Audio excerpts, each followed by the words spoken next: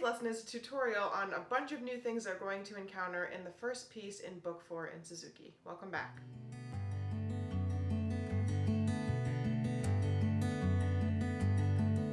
Welcome to the studio. My name is Cassie and I'm a professional violist and teaching artist. I wanted to do a quick tutorial on a bunch of the new things that we're going to encounter in the first piece in Book 4. And the first thing we're going to start with is articulations and bow strokes. So let's go to playing position. In the very first measure, we have an up bow, followed by another up bow. And we've got a lot of articulations there. There's a dot over the C, there's a dot over the E. When you see those dotted notes, that means staccato or short. So if the staccato was not printed on the second note, I would play that note longer. But instead, we play a shortened version over the second and third notes. You'll also notice that sometimes there's a line that appears above the notes, and that's a tenuto mark. And that, in this case, means to hold the note for full value and put a little bit of space between that note and the next note.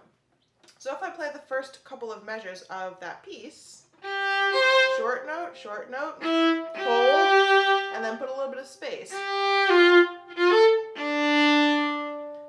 So there's a lot of stuff to digest in just the first two measures. You'll also notice that here we have a grace note, and the grace note is that tiny note that appears right before the A. So let's try those first couple of measures together. 1, 2, 3, ready, go. Short, short. Space. Grace. So as long as we understand what the staccato, which is the short one, and the tenuto, which is the line, mean, that covers a lot of the articulations for this piece. You'll also see that we have double and triple stops appearing in the third line, and we've had these before, but we haven't had them in quite such a rapid succession. So let's try to practice those. The first note has a sideways V or an accent on it, and we're going to achieve that by doing a faster bow. And that bow is going to bring me to the upper half because it's followed by a slur. So I want a fast bow, slur, double stops, then a fast bow again, and then we've got those two dots. So this is not a smooth slur, it's a stop bow. Let's try that measure again. Accent first, fast bow, slur, accent, stop bow. This is followed in the next measure by a triple stop with an accent. So I'm going to break my bow 2 and 2. And then I've got double stops with my finger on the lower string. We have to be really careful that our elbow is underneath the instrument, because if we're not on the fingertips, we're going to start hitting the D string and causing other notes to appear. So I'm starting in the measure that's got the chord or the triple stop. Swing your elbow. And you'll also notice that all of those notes have dots underneath them, so we should play them short, not long. So let's try those two measures very slowly. Ready, set, go. Accent, smooth, accent, staccato, elbow swing, short.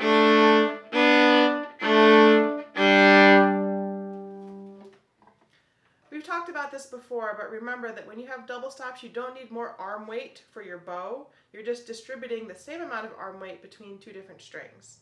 Now might be a good time to stop the video and just practice those two measures because they're pretty tricky.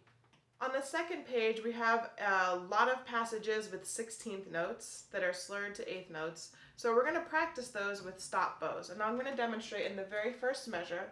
I'm not going to do a smooth bow to practice. I will when we're playing it for real, but not for practice.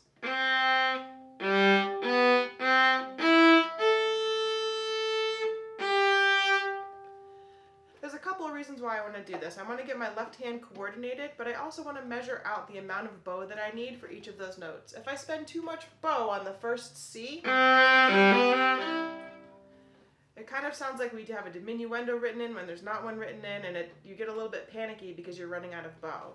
So there's 5 notes to play there, so I want to use a little bit of bow for that 8th note, and then evenly distribute the next 4 notes between the top half of my bow. So each one you get a quarter of the top half of the bow.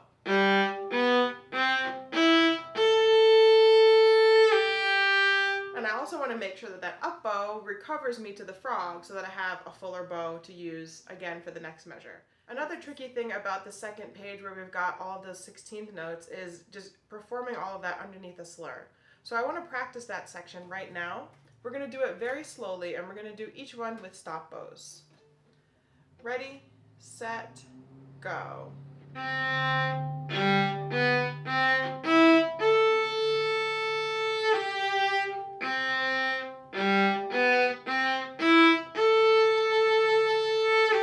Full bow.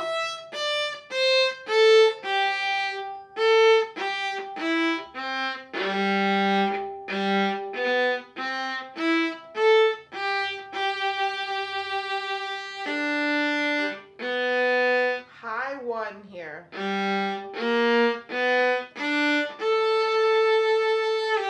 Same thing, high one.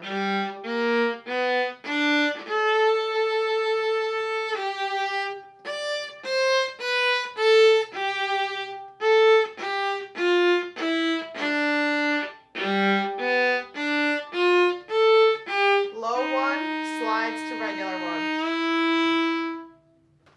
So this essentially just repeats in the next two lines. It's the same exact thing that happens in the two lines that we just did.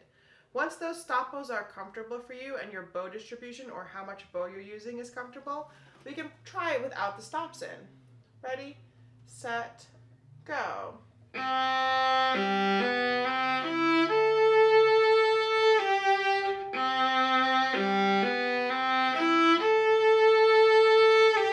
Full bow. Back to the frog.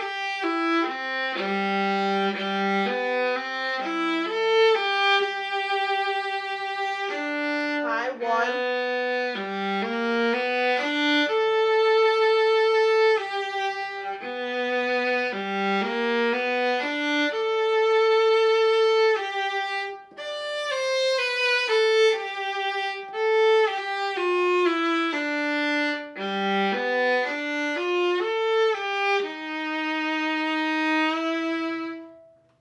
Once you're comfortable in that section at a slower tempo, you can speed it up. And again, we talked about using a little bit less bow when you speed it up, but just a little bit, not a lot.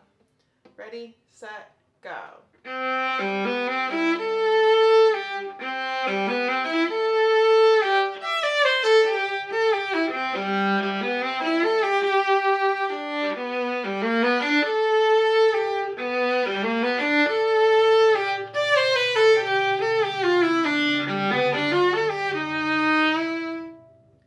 You've also probably noticed by now that there's a lot of fourth finger plopping in this. So we had previously talked about an exercise for your fourth finger, but I'll quickly review that. I'm going to set my third finger on the D string. I'm going to lift and plop my pinky from that base knuckle, that bottom knuckle there. And you should really hear it tap as you do that. So do, 5 to 10 in a row, give your hand a break, go back. You can pick a different string, A string, pinky taps to strengthen that pinky. I struggle with pinky strength too, and I've been playing for a really long time. It's just a finger that we don't use very often, and if we don't strengthen it, it can kind of atrophy when we don't use it. The next bow stroke I want to talk about is in the Bryan section, which is probably the middle of your second page. We've got a bunch of 16th notes there that are doubled.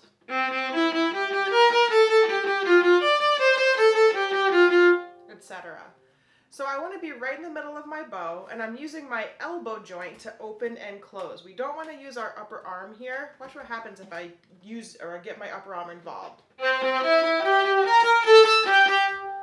I don't get the best sound. I'm using too much bow and it looks clunky. So we're going to practice on the G string, open G string. You're setting your bow right in the middle, and you're going to imagine like you're just scratching an itch with your bow.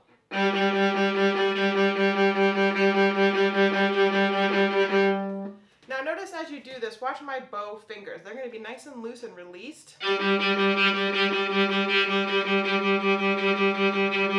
And they're going to be directed by my forearm. So it's not my fingers making that motion happen. It's my forearm opening and closing, and my fingers responding to that. So you can see if I don't have a bow in my hand, and my fingers are nice and loose, my fingers just respond to the action of my forearm. One way to practice that section is to just do single notes, so I'm not doubling each of them as printed, I'm just kind of imagining that one of them doesn't exist.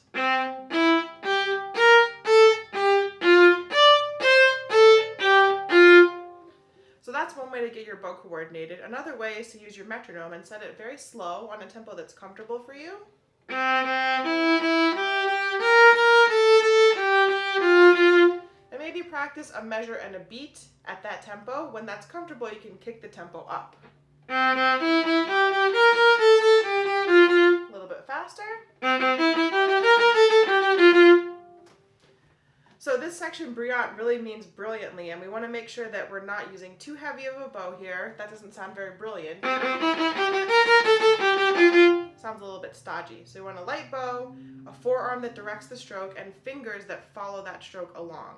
If you're having trouble loosening up your fingers, a great way to get just your forearm in the action is to back your elbow up against a wall so that only your forearm can move. Or you can have a friend kind of put their hand right on your elbow here to stop your upper arm from moving.